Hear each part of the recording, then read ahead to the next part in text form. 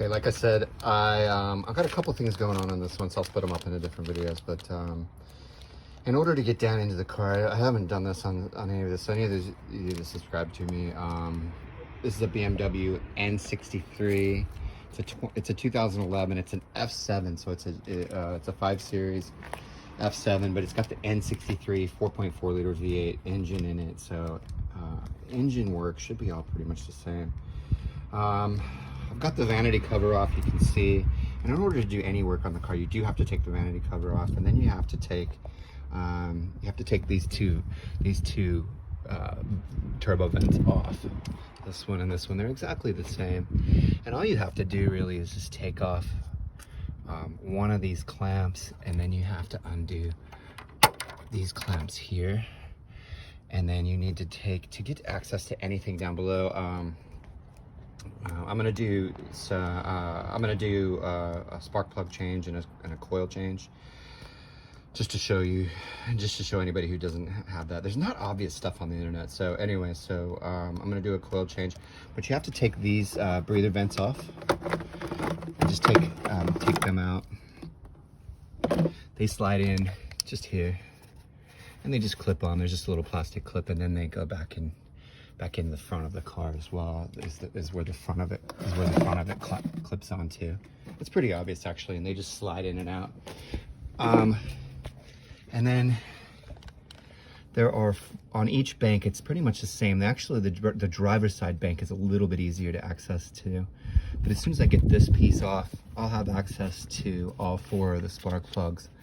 There are this is the coil that goes on the spark plug. There are 1, 2, 3, 4 that just go across there, and it's pretty easy. I will show you how to get to those. And then also we are going to change the radiator temperature sensor, which is this piece here. And that, I think I showed you on it a little bit before, goes down, and that goes right into the radiator, and that is that piece right there. And there's just one wire to clip off, and then it clamps. You just clamp it and pull it back up, and I'm going to replace that as well. And that should keep my fan from going. My fan runs when it gets hot. My fan doesn't know when to turn the fan off because it's not getting the input back that it's cooled off. All right, I've removed the turbo vent. You do have to unclip this hose and also this one here from the vent, and you can see them over here. They do trail along, and they clip onto the vent itself. So you've got to unhook those and then just unclip them. They clip in here. They're just sensors. And once you do that, you've got access to all 4. So you've got 1, 2, 3, and 4.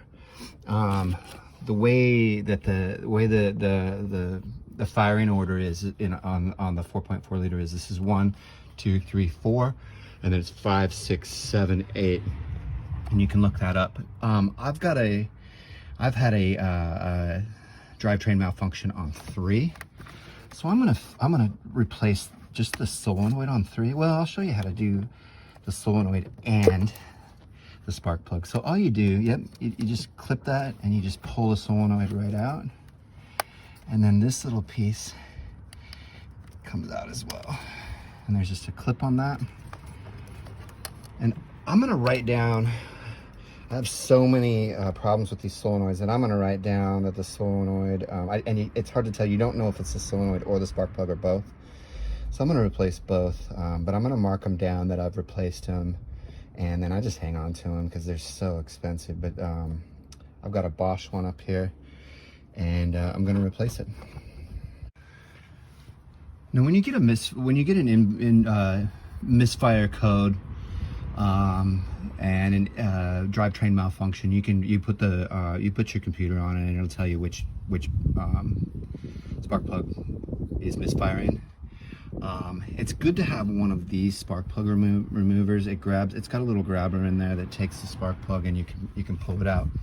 And it's also got a little flexi head on it, and that's good when you're getting some of the angles. When you're needing some of these angles on these.